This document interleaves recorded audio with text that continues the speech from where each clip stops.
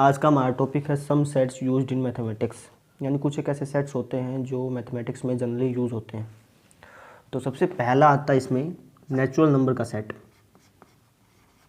Natural number, हमें पता है कि नेचुरल नंबर कहाँ से स्टार्ट होते हैं, एक से स्टार्ट होते हैं, 1 2 3 और ये चलते जाते हैं।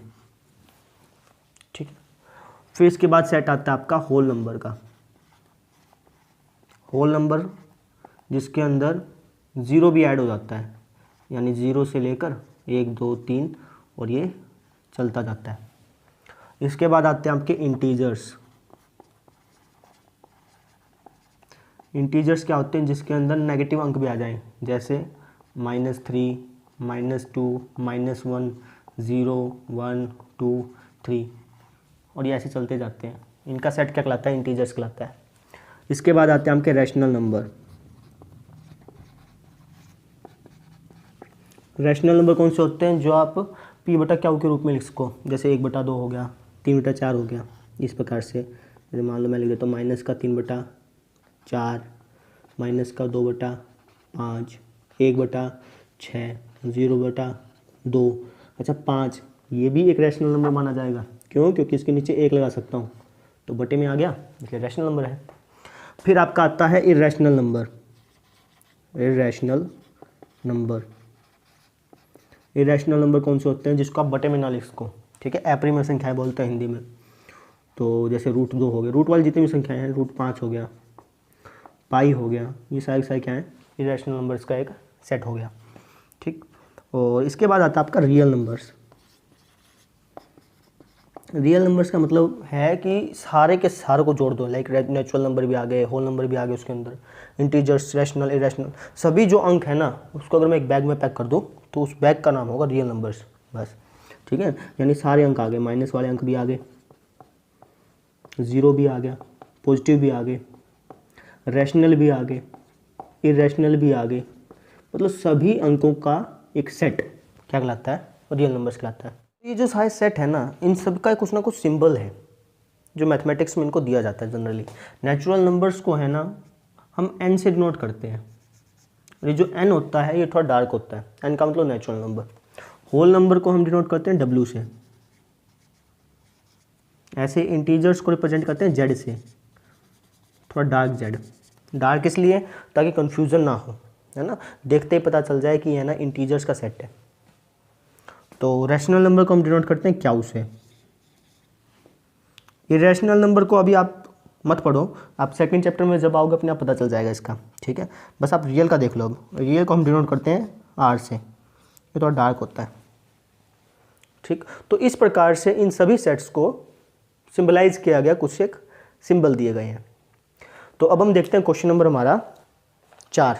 ठीक है, क्वेश्चन नंबर 4 देखते हैं क्या लिखा है। लिखा है right the flowing set in set builder form. आपको सेट दिया गया है, आपको इसको सेट बिल्डर फॉर्म में लिखना है।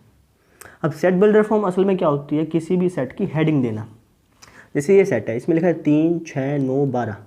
अब इसकी खास बात क्या है कि इस सेट में पहले 4 गुणांक लिखे गए हैं 3 के, है ना, 3 के पहले 4 गुणांक लिखे गए हैं। अब आप इसको लिख दो इंग्लिश में सिंपल। आप क्या लिखोगे कि दिस सेट, ये जो सेट है ये रिप्रेजेंट करता है, represents first 4 positive multiples of 3, यानी 3 के पहले 4 मल्टीपल्स को क्या करता है, ये रिप्रेजेंट करता है। ठीक है, और ये 4 मल्टीपल्स कौन से हैं, पॉजिटिव हैं। यहाँ पर -3 -6 -9 लिखा होता तो हम नेगेटिव कह देते, यहाँ पर प्लस के लिखा तो पॉजिटिव कह दिया। ठीक है, एक तो ये तरीका हो गया किसी भी सेट को रिप्रेजेंट करने का। लेकिन जनरली जो टीचर्स होते हैं उनको मानते नहीं हैं, वो कहते हैं इसको प्रॉपरली लिखो सेट बिल्डर फॉर्म में। प्रॉपरली कैसे लिखना है, आपने यहाँ लगाना है कर्ली ब्रैकेट, यहाँ भी लगाना है। ठीक है, ये प्रॉपरली लिखने का तरीका है। अगर आपके टीचर कहे ना कि हाँ भाई ये भी ठीक है, तो आप ऐसे भी लिख सकते हो, मना करें तो आप ऐसे लिख लेना। ठीक है, क्या करोगे, यहाँ पे कर्ली ब्रैकेट, यहाँ पे कर्ली ब्रैकेट, यहाँ लिखोगे x:x। इसका मतलब x सच दैट x।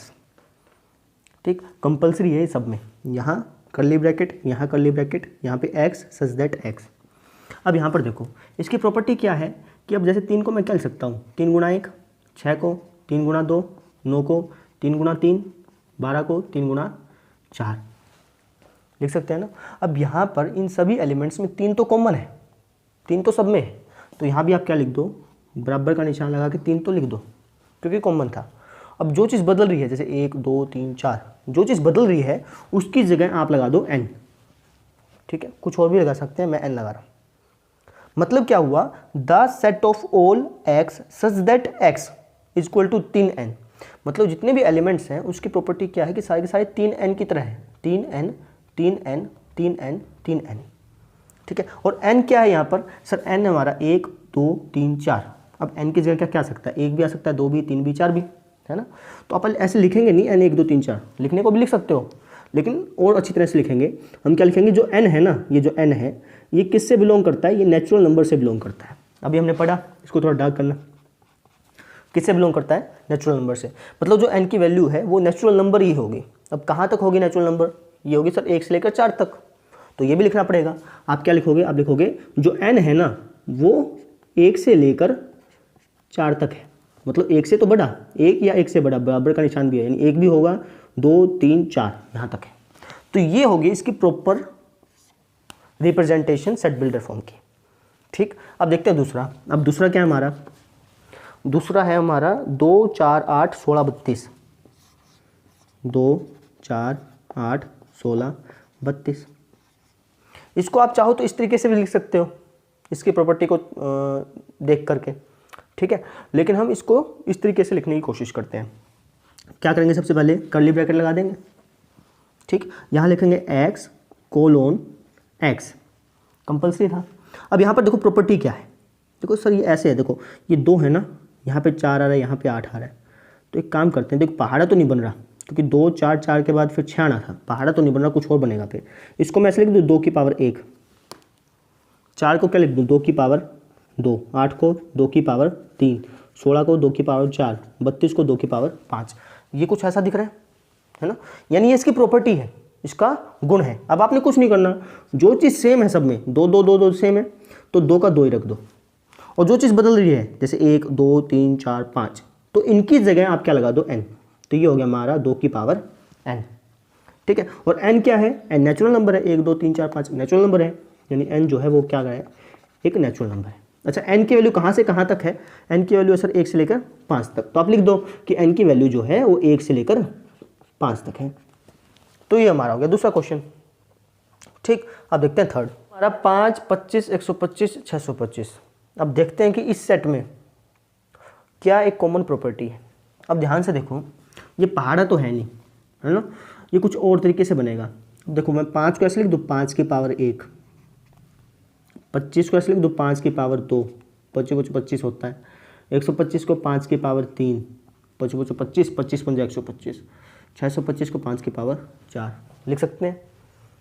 इसका मतलब हो गया कि अब मैं इस सेट को सेट बिल्डर फॉर्म में कैसे बनाऊंगा, कर्ली ब्रैकेट लिख दूंगा, यहाँ पे लिखूंगा x कोलोन x बराबर, यहाँ पर जो चीज़ सेम है उसको तो एज इट इज रख दो, और जो चीज़ बदल रही है उसकी जगह ला दो n, तो ऐसा हो गया। अब यहाँ पे n की वैल्यू क्या है, यहाँ पर सर n की जो वैल्यू है वो नेचुरल नंबर है, नेचुरल नंबर तो है लेकिन कहाँ से कहाँ तक है, कि सर यहाँ पर n की वैल्यू 1 से लेकर 4 तक है, तो इस तरीके से हमने रिप्रेजेंट कर दिया, आसान था। अब देखो फोर्थ है हमारा 2 4 6, 2 4 6।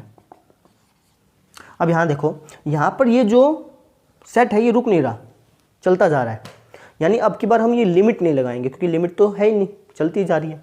सिंपल आप लिख दोगे कि देखो क्या है, ये 2 का पहाड़ा है, 2 का पहाड़ा, तो हम इसको कैसे लिखेंगे, मैं इसको ऐसे लिख दूँ 2 गुना 1, 4 को 2 गुना 2, 6 को 2 गुना 3 लिख सकते हैं, है ना। तो अब हम इसको कैसे लिखेंगे, हम यहाँ लगाएंगे यहाँ पे कर्ली ब्रैकेट, यहाँ पे लिखेंगे x कोलोन x, x कैसा है, ये ऐसा सर 2n जैसा, जो चीज़ सेम है उसको एज इट इज, जो बदल रही है उसकी जगह n, और जो n है वो किससे बिलोंग करता है, सर वो बिलोंग करता है नेचुरल नंबर से, ठीक है। और अच्छा n की कोई वैल्यू की लिमिट है नहीं, n तो बस 1 से बड़ा है, तो आपने लिखने की जरूरत ही नहीं है क्योंकि नेचुरल नंबर 1 से स्टार्ट होते हैं, समझ रहे हो, 1 से स्टार्ट होता है, मतलब 1 2 3 4 5 6 ऐसे ऐसे बढ़ता जाएगा, ठीक है। पांचवा देखिए, पांचवा है हमारा 1 4 9 100, पाँचवा है 1 4 9 डैश डैश डैश 100 तक।